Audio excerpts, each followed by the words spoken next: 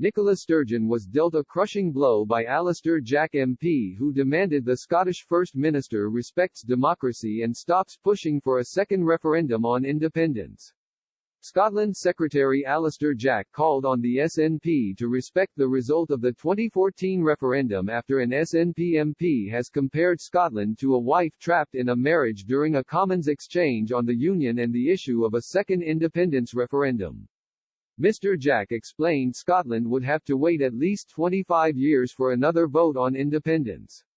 Despite this, Nicola Sturgeon announced earlier this year she plans to publish draft legislation in 2021 for a second referendum.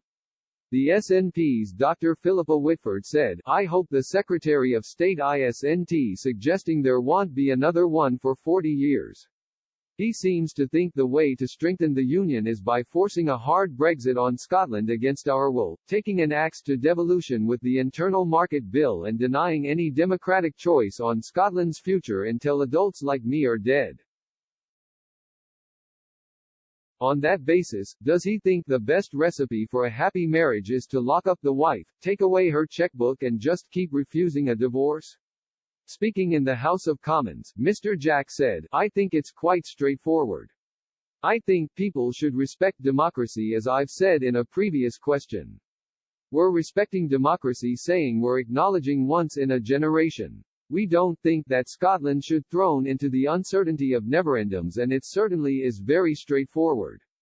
A generation by any calculation is 25 years, and frankly, you just have to accept that and focus on what matters, which is recovering from this pandemic and us all pulling together." Fellow SNP MP Pete Wishart compared the Scotland office to the Trump White House over the question of a new referendum.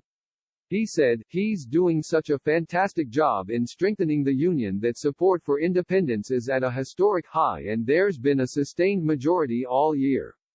Saying no to a majority in Scotland is only going to drive support for independence even higher.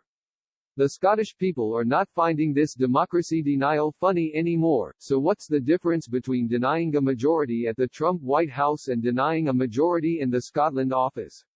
SNP Scotland spokeswoman Mary Black pressed Mr. Jack over his indication that the UK government intends to refuse another independence referendum for a generation.